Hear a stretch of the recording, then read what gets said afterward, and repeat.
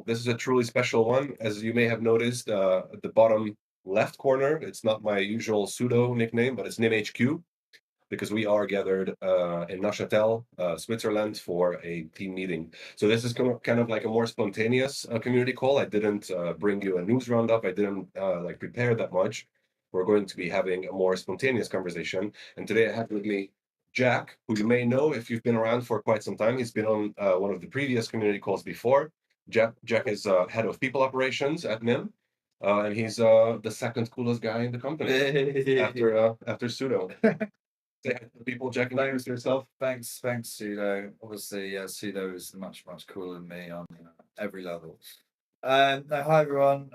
Really nice if you're obviously tuning in this afternoon or morning or evening, whatever time it is, wherever you are in the world. Great to have you all on board. And keen to kind of, I suppose talk a little bit about, organizational things at Nym. And for me personally, actually talk about some of the hires that we're making at the moment, because maybe one of you who is on this call and listening to this call, could be a potential future Nimster working here. So it'd be great to go through a few jobs. And also everyone, if you happen to have any strong connections, know anyone, I'll put my personal email down at the end. And please do get in touch. So Sudo, I'll go back to you. Yeah, so maybe Salazar can dig up a link to the jobs page. Is it updated, Jack? Yeah. So do we have all the jobs listed there? Yeah. Maybe let's also I see a lot of familiar faces in the chat. Hello guys, welcome everybody. Good to see you all. So maybe let's talk about what we're doing here for a little bit. Like what's going on here in Neuchâtel? Why did we gather? What do you think, Jack? Yeah, look, it's been a super important week, okay, for the kind of, I suppose, we've got a lot of the leadership team here, but also various key people from the business, including obviously Sudo, who's here right now.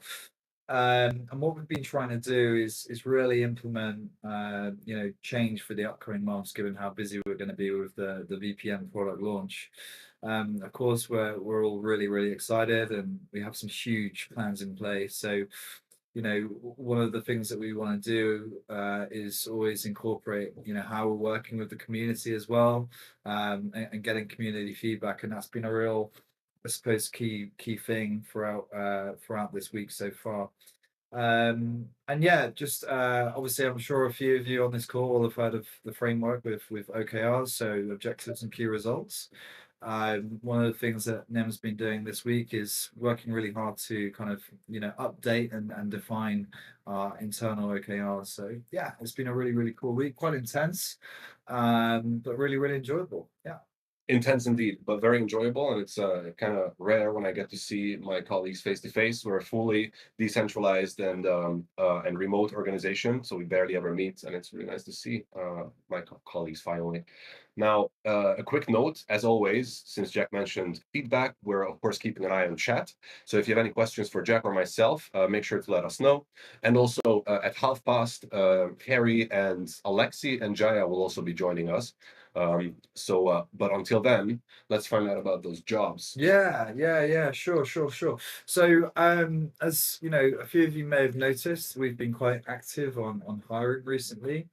So there's a few kind of jobs on our website, and there's perhaps some more that we're going to add, so I can give you guys a bit of a sneak preview on, I suppose, upcoming roles that you may be able to go for as well. But so what are our kind of priorities at the moment? So we have two kind of big jobs. Okay, one is essentially customer experience.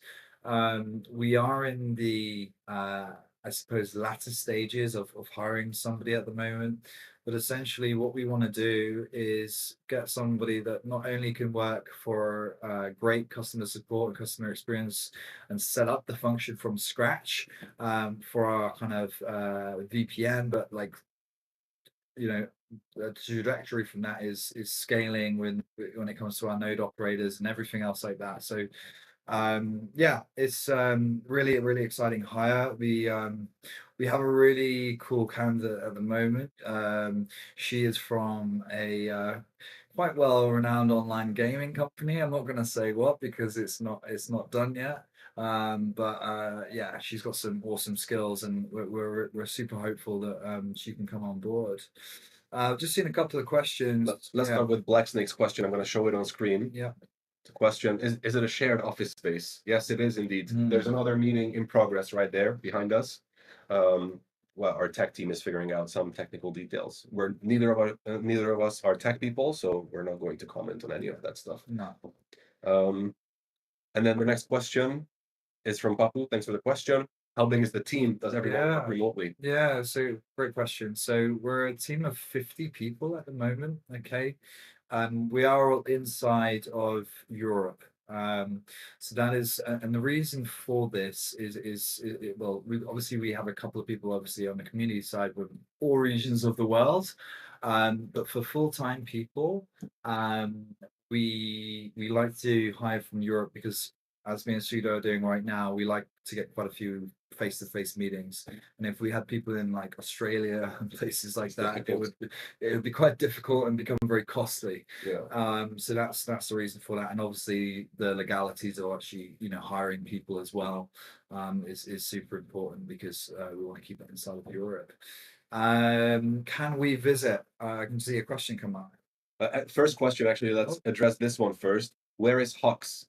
So Hux, Busy man. Hux is a busy man right now. Right now, he has a Lunar DAO. No, not Lunar DAO. Is it Lunar DAO? I think Lunar DAO Twitter space to host. He's a great host, if I do say so myself. So unfortunately, he's not with us today. Yeah, Now, sorry, I'm not Hux everyone. I mean, you're good enough, Jack. Yeah, not quite as good looking, but there we go. Right, next question. Next question: can we visit? Oh, can we visit? I mean, you know what? So, if you're ever in Switzerland on Thursday, like in Neuchâtel, okay, where we're headquartered, on Thursday evenings, there's always a NIM person about. Okay, majority of the times our beloved COO, Alexi. Yeah. But there's a thing called blockchain and beers, so B2B. Beer to beer. Beer to beer, sorry, my bad. Beer to beer. So there's a thing called beer to beer, where the local community meets up, and there's always somebody from NIM here. So yeah, I'd be more than happy to have a drink and I'll have some food or whatever. Yeah, definitely. Yeah, Neuchâtel an interesting place for crypto startups. There are quite a few registered here. The legal environment is we had a community call. Maybe one of our community managers can dig it up with Alexi. I think my first chat with Alexi on these calls, where he kind of outlines why this is a great place to get registered. So there's a pretty funky little crypto scene in Neuchâtel, and beer to beer is just one of the many like cool events that are happening. A lot of questions. Hey Rocio, good to see you. So Rocio's question: for me, the important thing is the diversity in team. What percentage of men and women are in the team? Really good question. Amazing question. Thank you so much. So is that Rocio? Rocio. Rocio. Great question. Look, so I've been at NIM for almost 3 years now, and one of the things that I'm actually most proud of is how diverse our team is. Okay, within especially Web3 and tech in general. Of course, some of our key leadership figures are female, so we've obviously got Jaya Breck. We've got our chief scientist Claudia Diaz, okay, and Anya, of course.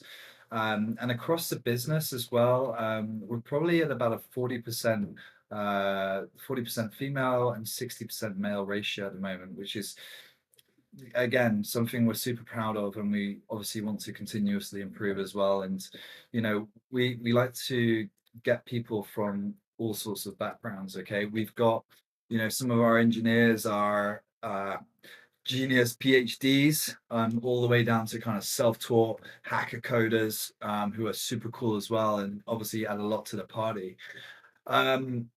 So yeah, we really pride ourselves not just like on a kind of people basis, but on a skills basis as well. We really like to be diverse, and we feel this can really kind of we can see the effects of, well, what if this person, in this area or this country wants to use that product?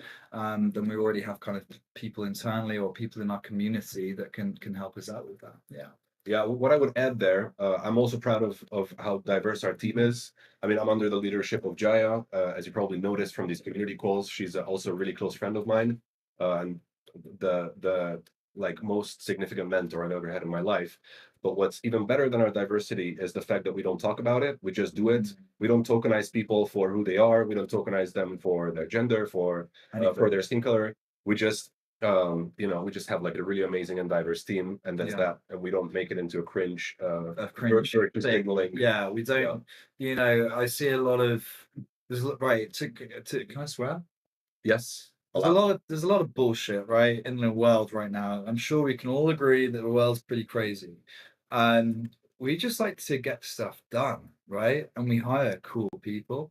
And we don't care where like what that person's background is or what that person identifies as or whatever. If they can come in, do an awesome job, that's amazing. And we are much better from it. So we're super stoked. Yeah. exactly. Lots of good questions. Wait a second. Let's go back a little bit. Um, Jimmy is asking whether we're looking for content writers. Oh, great question. Very So good question. it's up in the air at the moment. Okay, Jimmy. Potentially, we've just released an advert again, just to see kind of what's going on the market. But we're unsure. The reason I'm saying we're unsure is we're unsure if we're gonna kind of use I suppose like a more traditional agency, or if we're going to hire another person to come internally. So, yeah, looking so far at some of the applicants, they've been really, really cool. But this is something that I need to speak with some of the internal stakeholders at NIM to kind of decide on. Yeah. Well, what I know for sure though is we definitely are looking for community created content. So as you guys know, we recently launched NSL. For now, the highest levels of NSL, which are Ninja and Shinobi, which are key already existing contributors. And one of the tasks is to create content. So definitely there is going to be a place for content creation. Now, where is Max? Some Francis is asking. I actually don't know where. Oh, he's on holiday, vacation.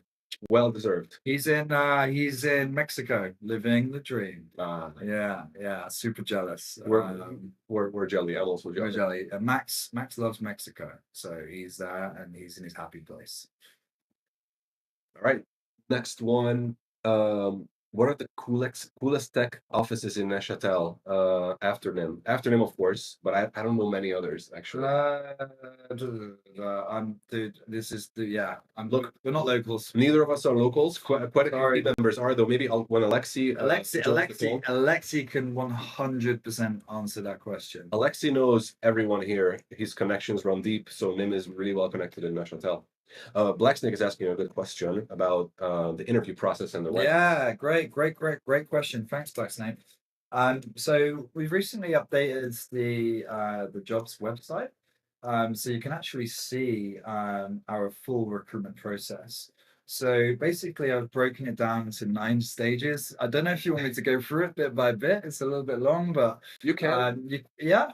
Yeah, Okay. sure, why not? All right, so stage 1 is job application, or we get somebody organically. What I mean by that is, I found them via whatever means, network, social media profile, LinkedIn, GitHub, whatever. And we kind of, that person is there, right, and they're interested in it. And then from there, it's really a kind of screening process with me. So I'm trying to understand, A, can this person do the job? And B, is this person a potential culture fit? Stage 3, we have a general interview, and this usually is with one of the senior stakeholders involved in the role.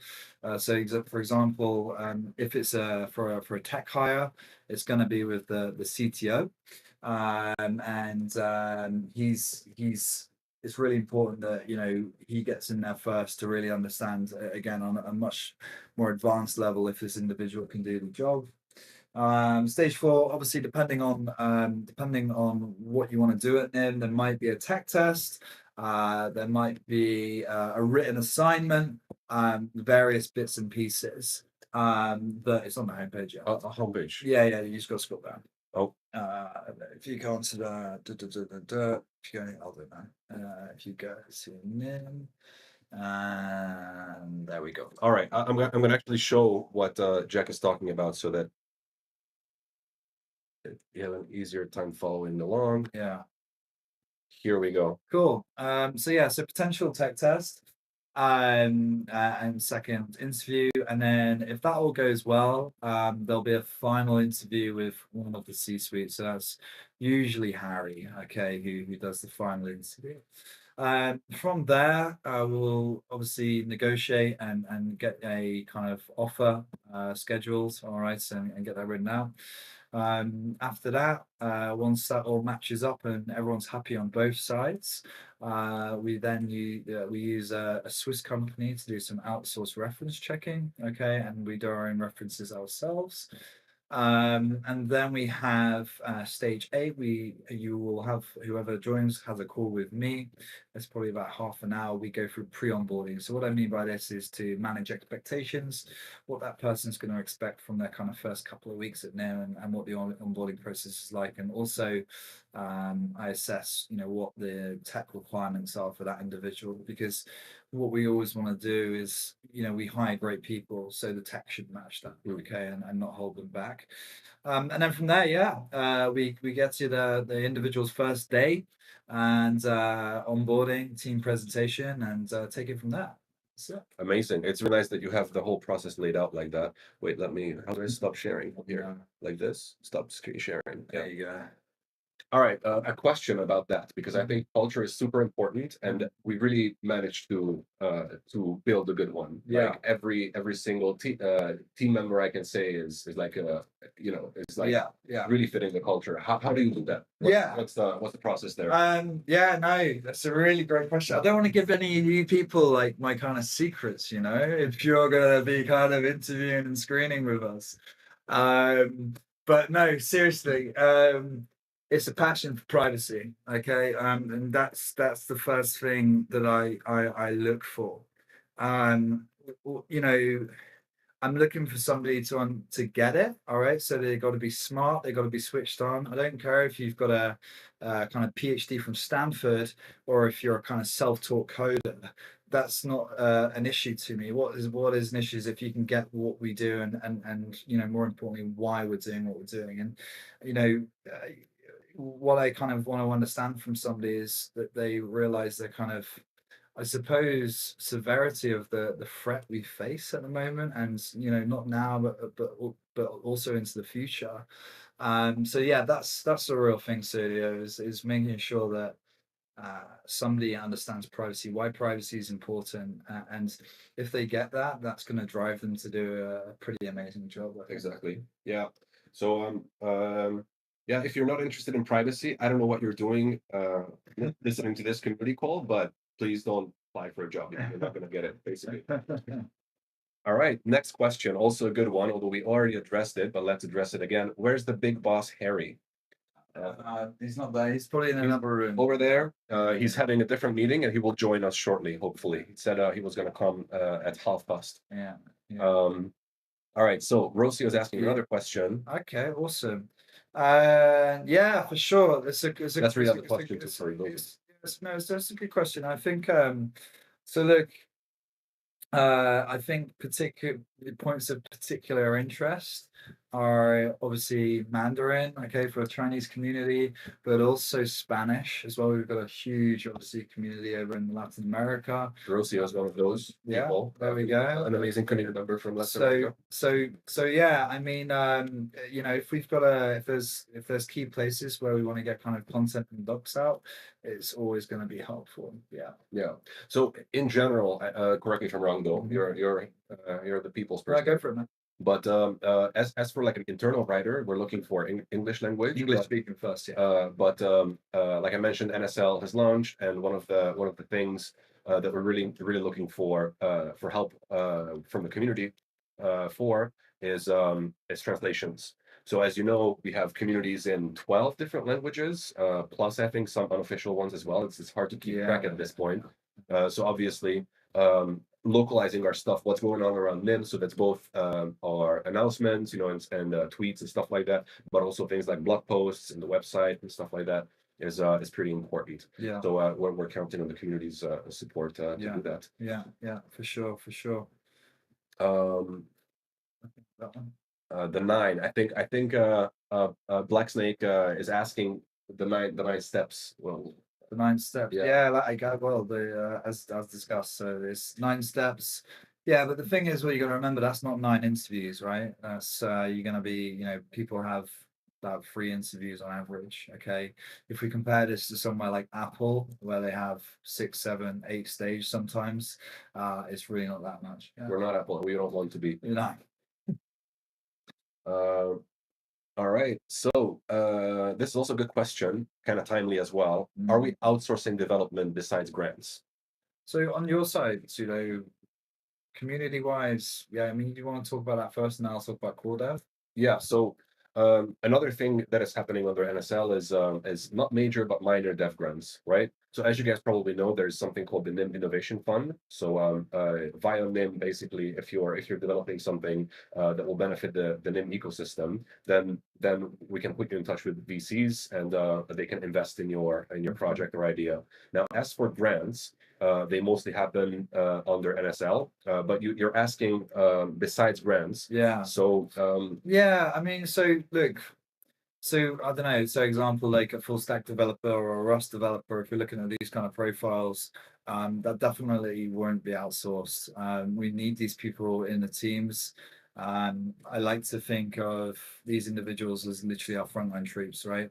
Without our kind of core development team, we don't really have anything in them. They're so important.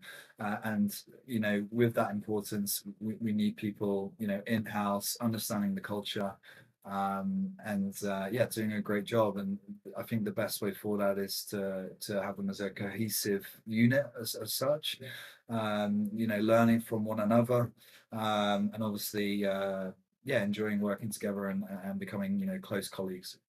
yeah. Alex is saying we send love to Jaya. You will soon get to do that. She will be here with us shortly. All right. So how long does the process take?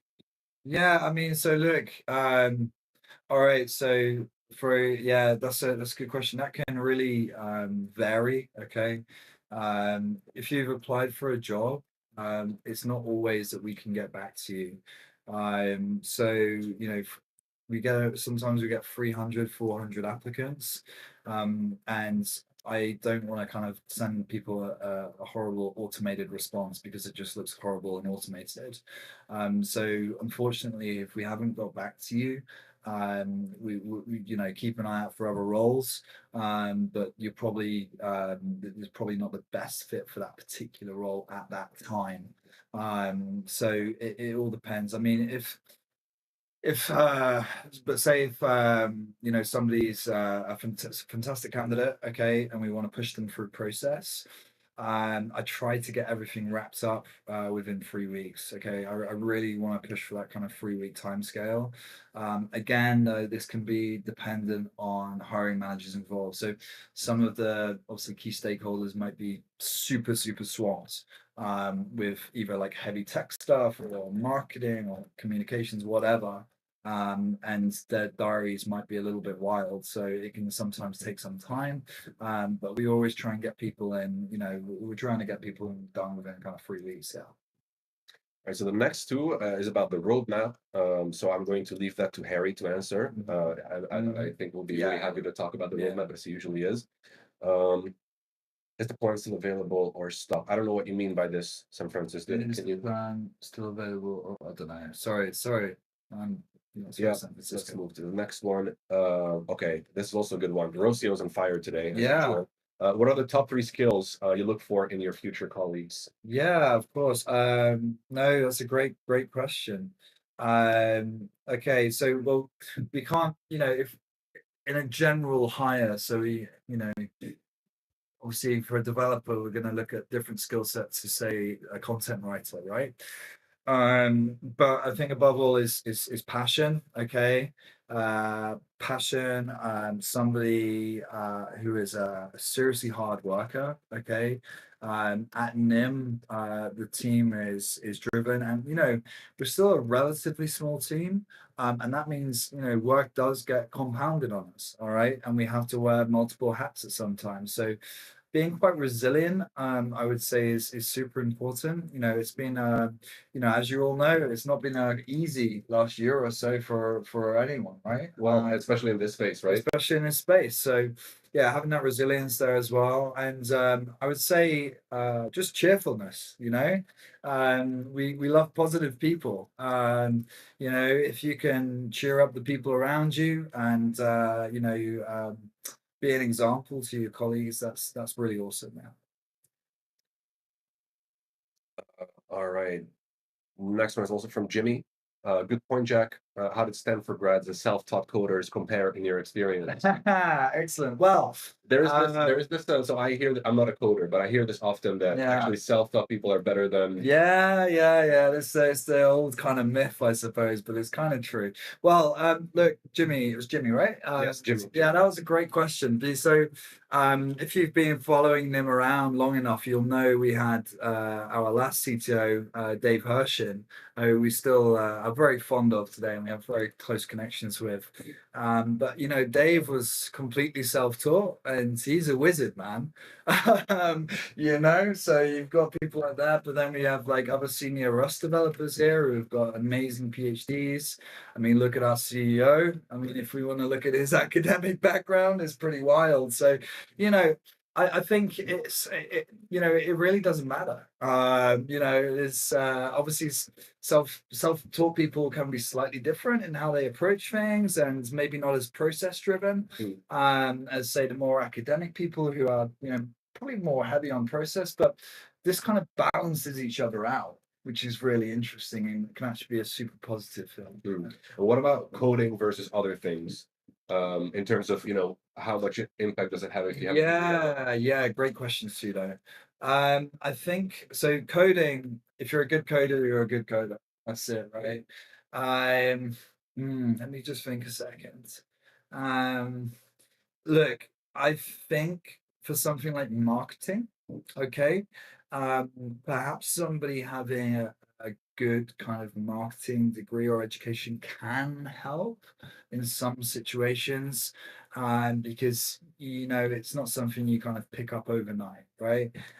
So that can help. I mean, research. Okay, so the majority of our researchers are heavily educated, okay, and very strong academics because they need to be, as part of the job. So yeah. That makes sense.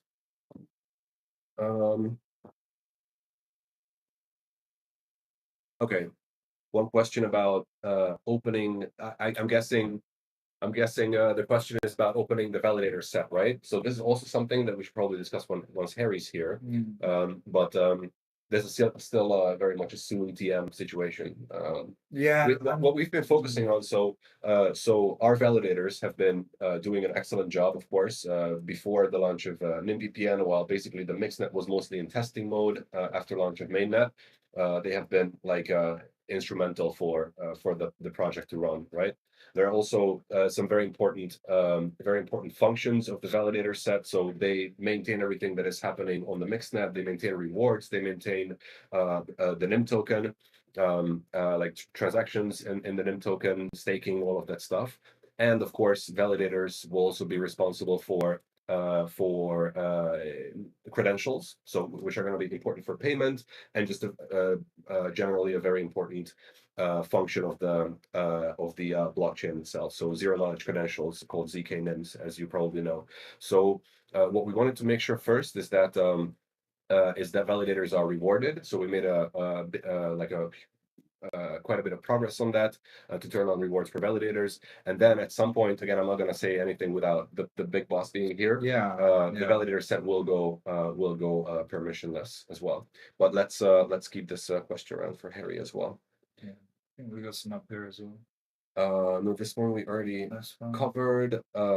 Well, yeah, I mean, this is just a question about translations. What about Brazilian Portuguese?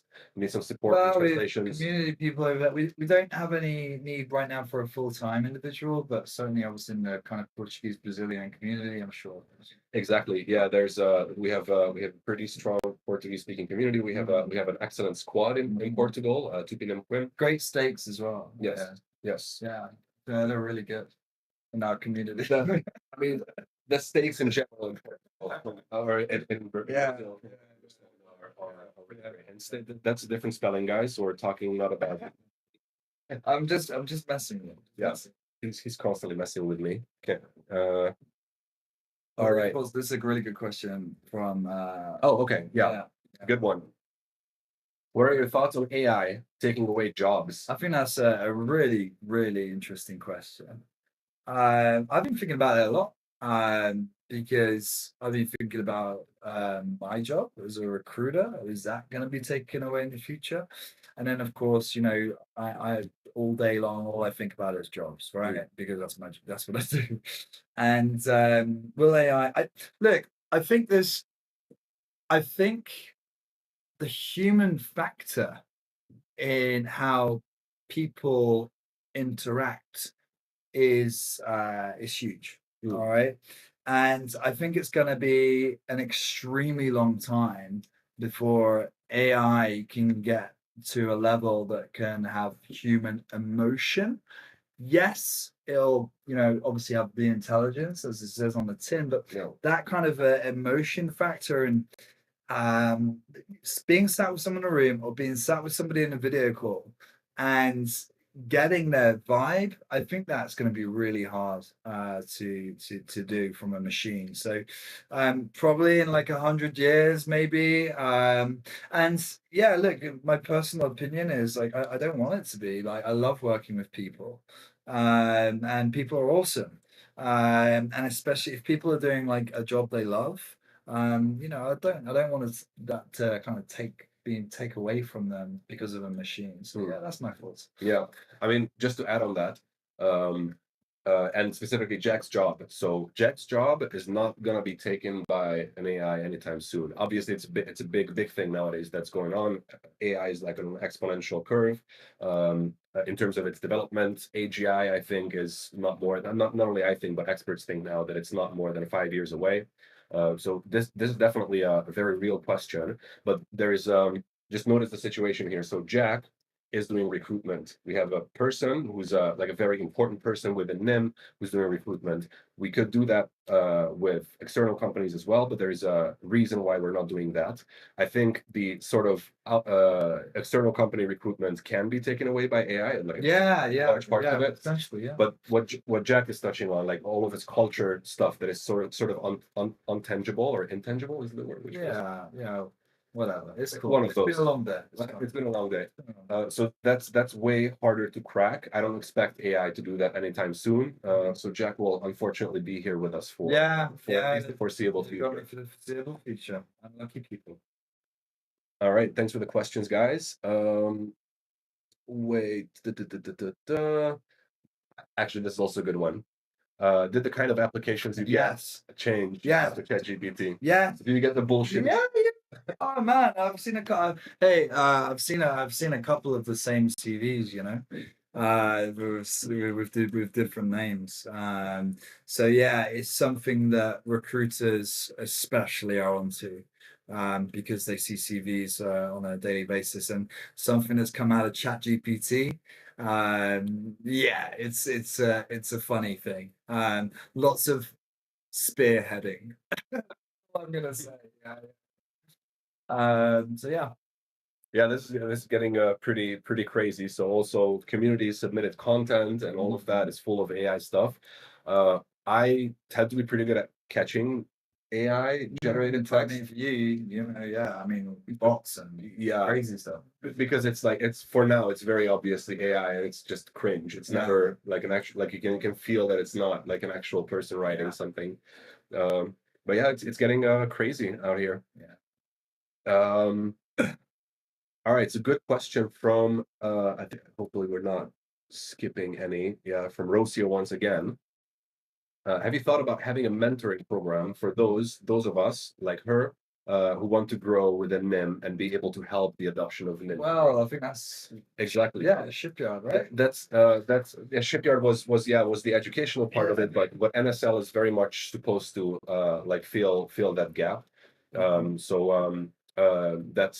so for now, NSL is in the launching phase. It's a pretty big program. It's a major shift in our approach to community, but that's specifically the purpose of it, right? To basically form a core trusted community of contributors and then make sure that they are successful in contributing and joining us in our mission. So, Rocio, since you are a ninja, you are in the right place for the mentorship. And if you ever need any help with anything, then reach out to me because I know the whole team. I'm pretty well connected.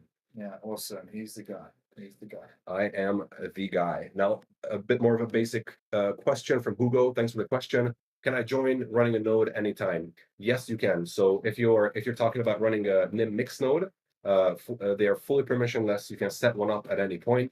I should probably mention that to stay or like get profitable, to actual mix traffic and get profitable, you will need delegations. So you can do that in two ways. You can either bond tokens to your node, or you can attract delegations from community, friends, and family.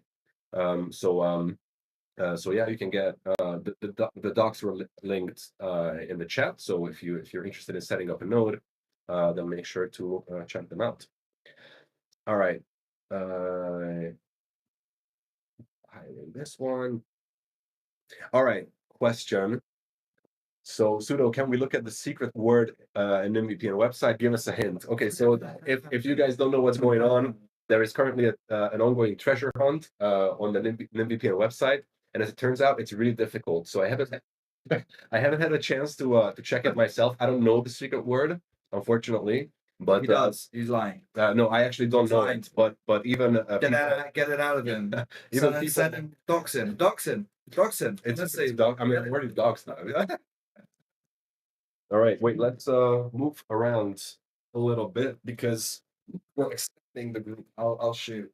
Right, guys, girls, and everyone. It's been so lovely to see you all. I'm gonna leave you with the real people now, and I'll catch you all in a bit. Bye. Bye, Jack. That was Jack. Hopefully, we'll get him back on one of the high production quality NIM community calls, which are not from the NIM HQ. But now I'm joined by Jaya. Hopefully, you guys can still hear us. And Harry and Alexi, as promised, we already have some questions for you. Should we start? Okay. Yeah, I can do. Let me just give you a quick overview. So we're all meeting in Switzerland, which is what we do every so often. And the goal of this meeting is to make sure that everything is on track for this year. So we're all excited. The crypto space in general is looking like it will be hopefully getting better over the next few months. It's been a long, hard bear market. So thanks everyone that's sticking in for us. So we're mainly just kind of checking on the roadmap, checking on all the items, everything from Swapper to the VPN, to just making sure that we have enough capacity to handle everything. And it's been a really good meeting. We're trying to get everything kind of coordinated around the NymVPN launch in particular. So that's what we've been working on. And so far so good. We've got it's been fun. You're underselling how big this year is, Harry, for NIM. Yeah. Well, I mean, the way we will phrase it internally is we do not know how many people on the internet want real privacy, right? So you can say, well, a Tor, it's like lowballing it probably about 2 million. Let's say you're using a VPN like CyberGhost, which has like 9,000 entry exit points. So that's like, a million users. And the question is, of all the people that want this stuff, and how many of them would want to use a mixed instead? How many of them would want to use NIM? How many of them would want kind of real privacy? And we don't actually know. So there's been a hypothesis floating around since the cyberpunk days, a very long time, that there is a lot of people that would actually like real privacy. And in order for us to know, the main problem is that it's always very hard for people to use. So we solved the problem of building a mixnet. we have a lot of cool stuff coming down. We have the post quantum work coming up now. Lots of changes in the mixnet, but on an underlying basis. But the mixnet does exist. That's a big win. So this is the first. But the problem that mixnets have always had is can people just use them easily? And NymConnect's been a good experiment, but I think we need to get something much more user friendly out there. Um, and that's going to be the goal. So if we launch an NymVPN, you got everyone helps us test it out, it goes smoothly, we get out there. We may get 50 users, we may get 50,000, we may get 500,000, we may get 5 million, we may get 15 million. And we will not know until we launch it and start really grinding on the on people's use. And what the main thing which we spent a lot of today doing is we're trying to get it so that for those of you that have worked with us for a while, know and love us, we sometimes are not the quickest on the response because we are very busy. And we're gonna have more and more users, so that's gonna mean that we will have to have eventually better customer support. So how do we basically take all the feedback coming in? We're doing some interviews now, but once the kind of, there's once things hit the road, we'll get tons more. And how do we prioritize the feedback? Make sure the right feedback gets the dev team. How do we make sure all the CMs know what the current state of affairs is? What if Nym breaks on, say, Windows, but doesn't break on Linux? How do we know quickly? How do we fix it quickly? So we're doing a lot of internal thinking and process work to really fix those processes. Because if there is a giant flood of people that really want real privacy, we want people to get those people using them and because it makes everyone more anonymous. So that's the goal for this year. I have a question that I remember off the top of my head, and I will check for the ones that we left for you guys to answer. This is also for you, Jaya. So listen up. People asked about the validator set and when it's opening up. I believe that we have like at least a rough timeline for that. That's more Jaya's territory, but I know it's happening. More in the soon TM territory, but Yeah, earliest would be end of this quarter, but more likely next quarter is when we're going to start the staged. It's kind of a staged going for permissionless process that will allow new validators to join. I can't reveal like too many more details right now, but we will put out like the kind of overview of what those stages actually mean fairly soon. exactly. Now I'm gonna. But in the meantime, if you are interested, I mean, feel free to get in touch. We are collating a list of interest. We got on your list of interest. Just one moment, guys. People are saying hi to you. They're happy to see you. So many questions. Oh, the roadmap. Yeah, Harry, I think this one's for you. So people are asking about the roadmap, whether there is one, and also there's another question. So this one is from Black Snake about just the roadmap in general, and then we also have this question from San Francis. He apparently saw that Nym will collaborate with Google in 2024. Let's talk about the roadmap a little bit. Yeah, so we'll do both those. So what with the roadmap, we have a roadmap. I gave a whole talk on it, and I think October. We're not 100% on schedule. We're not 100% behind either. So if you look at the roadmap, the main goal, the main overarching goal, can you just maybe put a link to the roadmap and Yeah, actually, Salazar, can you please drop a link? yeah, in the chat? this should be off to the previous. I gave a whole presentation on, but essentially the goal for this year is trying to figure out again what I just said. Go to mass market, get actual users, right? So right now we have some people using NymConnect, some people playing with it, some people building some cool apps like Paste them, but we're not really getting, we want millions of users really. So we have to build the user experience to make that possible. So it's kind of all hands on deck and then VPN. On that part, we're a little bit behind. We've hit some issues with Windows. So if anyone here is a cool Windows coder and is familiar with secure boot, and deal with various Windows locking down things, we'd love to talk to you.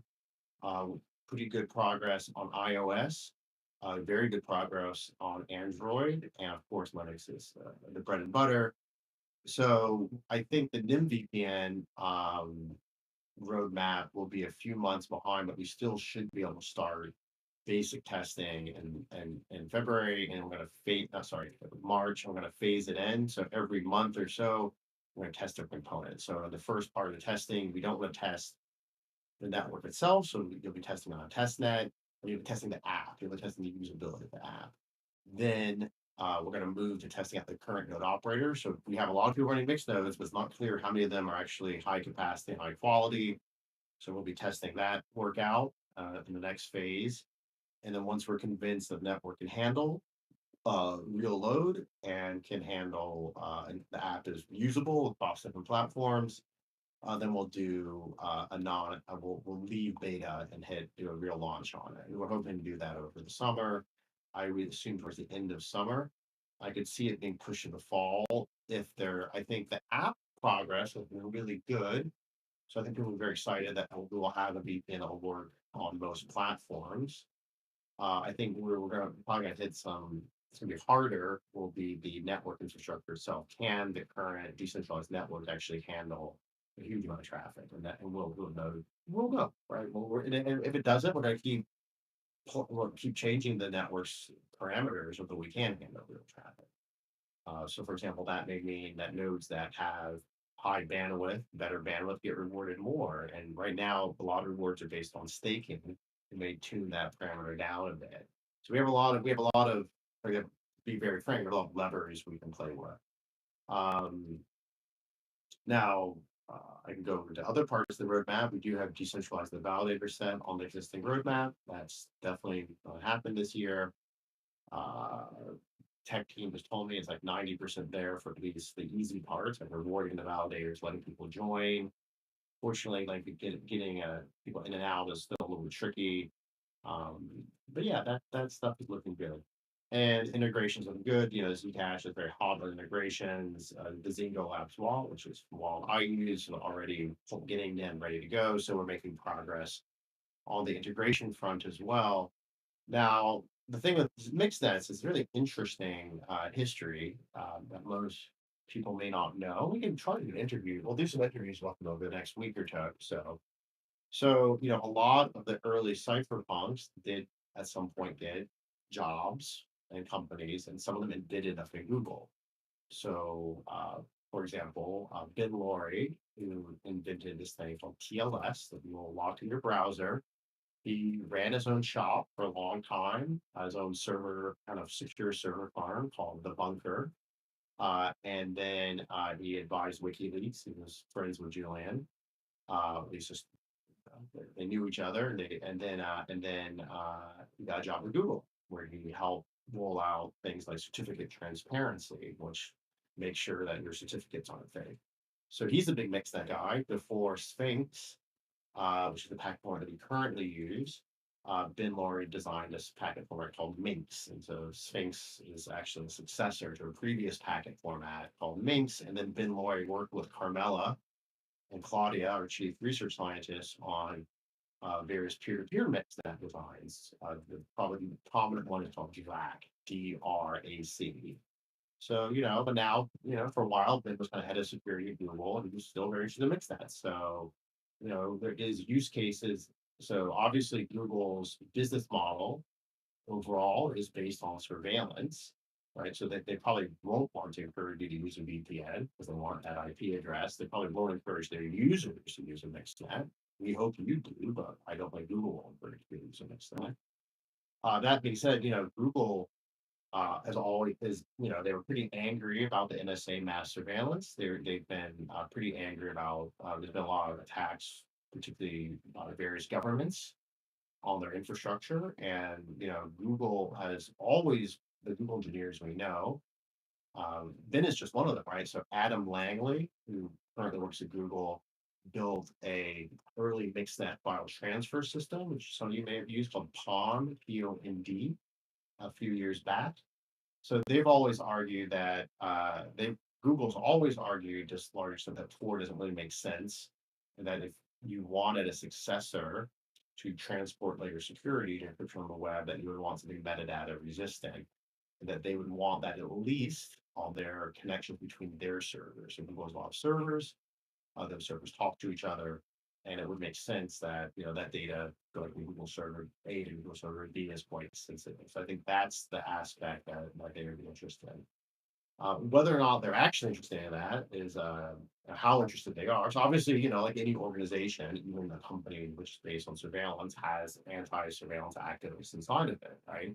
Moxie used to work at Twitter. I worked at Yahoo briefly, right? So there's always people inside, and the question is like, how much power do they have?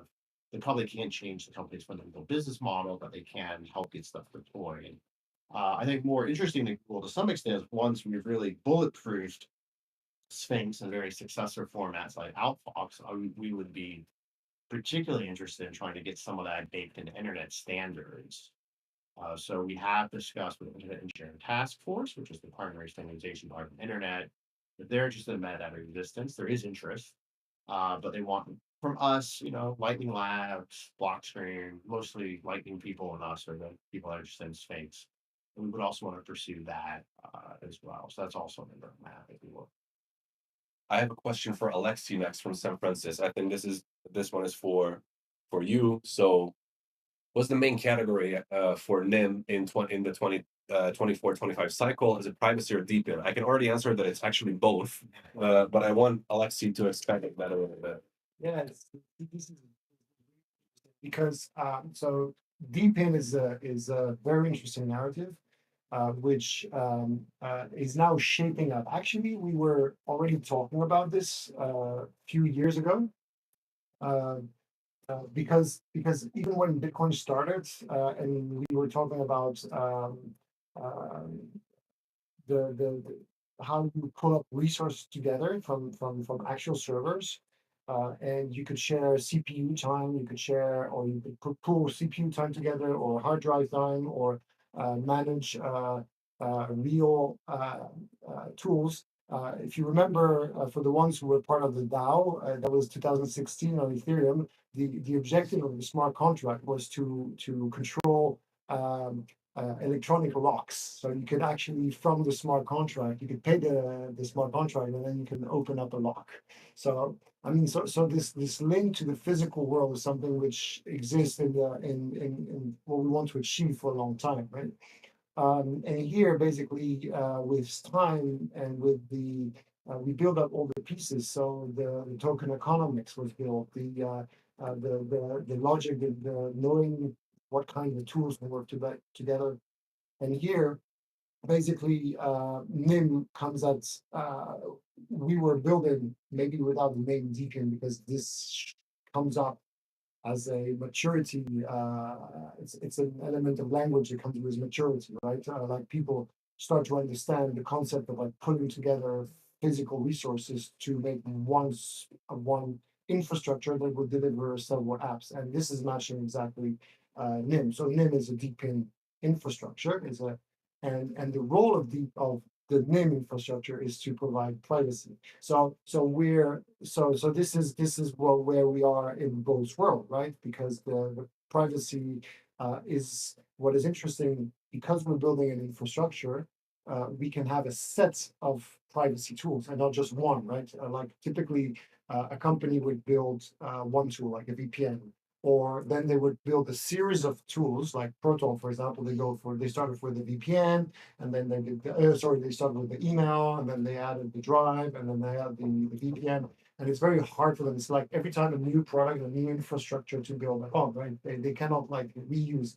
And here we have this infrastructure, and somewhere we can already imagine file transfer, file sharing, yeah, any kind of communication, messaging, emails.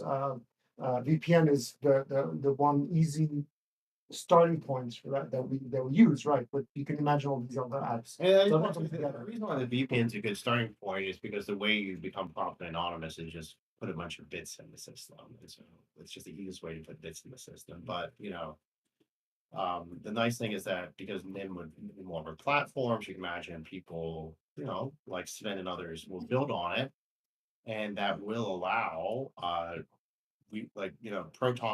Proton, their kind of problem is that they have to compete directly against Google to build Gmail, Google Cal, G Drive alternatives, and it's very hard to directly compete against Google as a single company.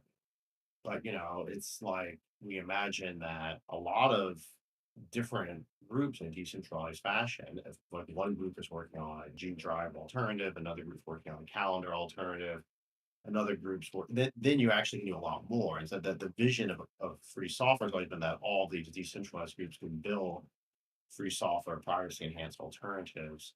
And we have seen that play out, right? So people may not remember this, but back in the day, it was not clear that Apache and open source was going to win on the web. At various points, it looked like the internet, you had these closed protocols, really a token ring, all this other stuff back in the day, that was very closed, and you had information superhighway from Microsoft. And what eventually won was open source, and that was Microsoft was the Google of their era, still sort of is almost, very powerful company. And but open source beat it on the level of internet, and we have, I think, a pretty good chance with NIM insofar as that's not in Google or Microsoft's real best interest, as I've already said, to allow privacy. Apple's a bit more arguable because they charge so much for hardware, but we can probably make a pretty good run, and we think a decentralized platform will work.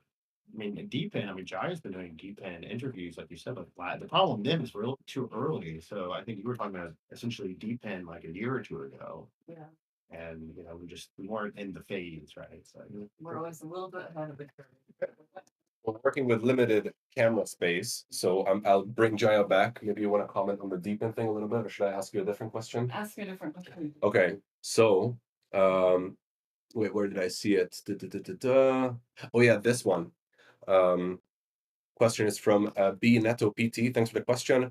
What is the relation between NIM and the European Commission? Any future prospects and products? Now, I will add to this question the fact that it seems like, in my opinion, very reasonably and for good reason, people have quite a bit of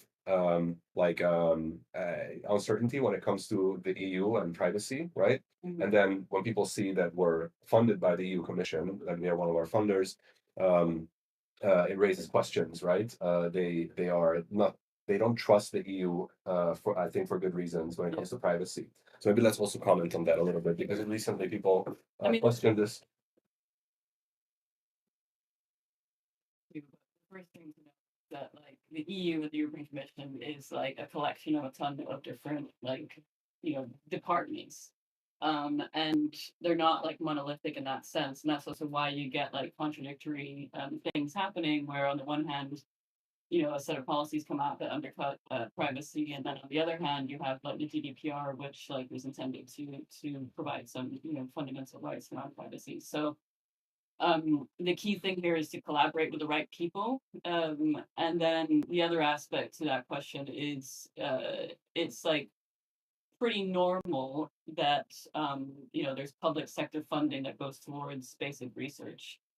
So the relationship between NIM and the European Commission is the European Commission funded early research projects that Harry was partially leading, that did a lot of the kind of early stage research that then led to NIM, right? I mean, just to be very clear, and both me and Claudia and George Denises, and that's how Anya got her PhD paid for in mixed nets. What happened is after the Snowden revelation, various European Commission and government people, I believe Angela Merkel was like, they were spying on my phone. And it occurred to people, so cypherpunks have been saying this for many years, but it finally occurred to government people that they needed an alternative to VPNs that's actually resistant against NSA or any other government, but NSA was the concern in 2013 against NSA mass surveillance. So the European Commission put out a call for tender. Can someone build something which is kind of like a VPN but resistant to mass surveillance? At that time, I said, yeah, of course, we could build a mix that. And Agalos, who now is mostly at Cardano, but also helping us a bit, and George Denises, who's also at SUI, but still helping us, and Claudia, who's only helping us, and others, we all came together and we wrote a large project proposal to get about $4 million worth of funding in this thing called Panoramics. And Panoramics sponsored, oh, okay, Panoramics sponsored NIM. Sorry, not sponsored, no, sponsored the basic research. And at the end of Panoramics, I was like, well, fuck it. I don't want to build something just for the European Commission. I want to build something people could actually use, and we don't have enough money. We need to hire real programmers, and so let's do a startup. And then we asked the commission, they're like, oh my god, someone might actually use this, and then Binance delivered a check, and that's how NIM happened. And we also use European Commission funding pre-NIM to look at things like message layer security, um, things like what's called Delta Chat. It's like a weird PGP decentralized chat alternative. So there was a lot of like there was a historical moment, I would say, that's probably passed after Snowden, where the European governments had just, they were interested in data protection and they were interested in mixed since then, as NIM, we have done, we received 3 grants. Everything's open source, it's all public. We got 1 grant to look at digital identity. We told the European Commission you should use zero knowledge proof since we came in with a mixnet. They wanted to use some very privacy and invasive technologies, and we basically told them to go fuck themselves. And so we lost that grant money. But we did release a critique, and this was particularly of that technology and some of those things that we're still critiquing. So we're very hostile with the commission when they go against privacy, particularly this EDAS-2 proposal, which I think we tweeted about recently, which is a proposal where some of the European Commission is going to put certificates in your browser, which is a terrible idea because that would allow them to intercept browser traffic. We got another grant which is very similar to look at COVID passports. I wrote a very long critique of COVID passports and how the European Commission design was not privacy enhanced. And then we had some concepts about how it could become privacy enhanced, but then luckily they just canceled all of that stuff. So that, but yeah, so if you want that critique, it's share a link, but it's called like, actually, it's also critiquing the DID technology, which the European Commission was pushing, so along with that. So, and then the last bit of the European Commission funding we got, these are very small. So these are like a few, 200K. So, which is not a huge amount like the European Commission, but there was interest in the Sphinx packet format because there was basically a problem where we are not the only users of the Sphinx packet format. There are not really good general purpose encrypted data formats that provide linkability. And so the research people said, why don't we give you like 100K, 200K to make Sphinx faster? And we took that money and we made, we now have Outfox, which is kind of in development. And we have uses of various optimized curve 25519 libraries. So the short version on the European Commission stuff is there's many evil people inside the European Commission. As an entity, I do agree it's pretty fucked up. We have taken some of their money, we called them fucked up, and they haven't given us that much. That makes sure we do talk to them because we are in Europe. We do not talk, for example, to the US government. But we're not in the US. Why do we do that?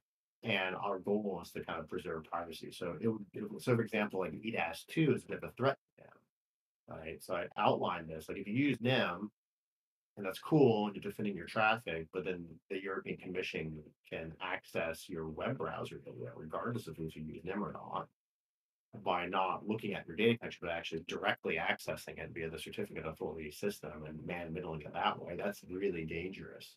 So we do lobby the European Commission. We're trying to work with other crypto companies, Aztec, Aleo, and others, the Universal Privacy Alliance, to get a better strategy. Because also the European Commission will try to ban crypto. They will try to ban privacy. They will enforce onerous KYC, AML requirements. Sometimes just come up with crazy shit that makes no sense. And I do think it's going to push back really hard when they do that. We do not have any obligations to them. They can tell us to do stuff. We can tell them, as we did 2 or 3 times, if we don't want to, it's fine. But yeah, it's the European Commission has tried, unlike the U.S. government, to find privacy stuff for online users. So we respect some people in that.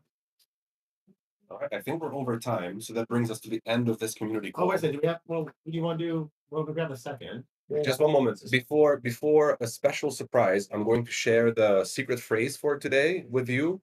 Salazar can drop it in the chat.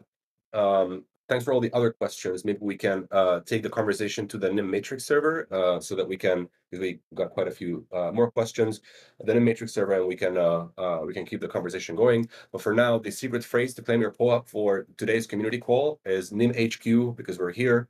Hopefully, Salazar can share it in the chat. Yeah. There it is. You know what to do. Go to nymtech.net/go/POAP and use NymHQ with the shown spelling and capitalization and claim your POAP. And since we are at NymHQ, we thought we could show you around what our main office here in Neuchâtel looks like. I will hold the laptop and Alexi. Co-working space. We're sharing the space, but we are. So you will see it's very small, just like you're still seeing Okay. here. So this is a meeting room. Okay, it's a kind of like. There's Harry. There's Jaya working hard as usual. So basically we have a shared space, and the shared space there's a kitchen with a coffee machine, which is for me the most important tool in the whole.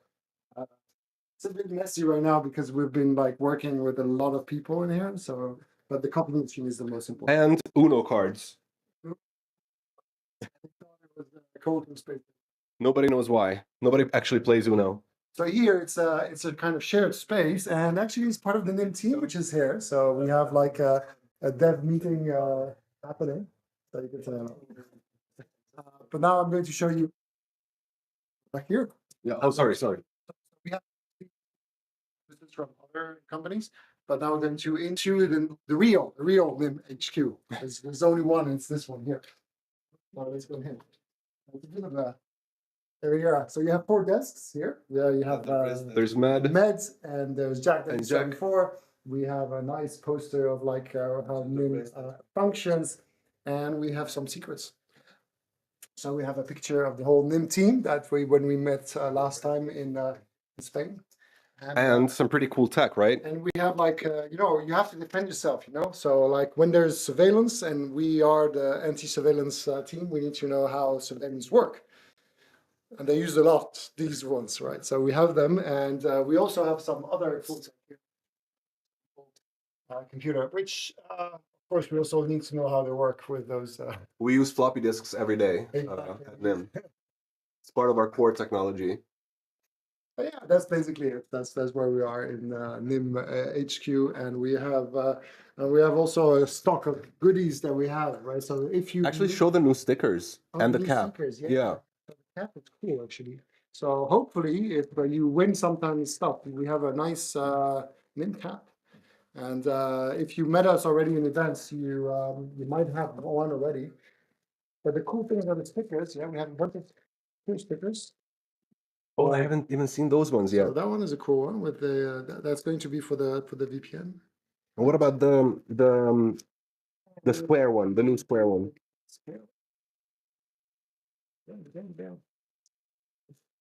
They're gone. No. Oh, I see you. I see us back here. Oh, you see us back here. Oh, there we go. No, this is the same, or a different. Too bad. Those are really cool. Anyways, I will take a photo. I have one on my laptops. I will show it after the call on Matrix. Anyway, that was just to show you the small office. You see, it's a very small space. One go here. That's it. Here. And, because we are fully decentralized, I mean remote, and sometimes we have people coming here. So yeah, just really happy to see you all, and I'll leave it to you for the end. Thanks for showing us around, Alexi. All right, so hopefully you enjoyed this very special community call from NymHQ and also the tour of NymHQ. I'm going to send the photo of the new stickers. Hopefully you guys can get your hands on them soon enough. And see you all in the channels and also on the next community call next Thursday.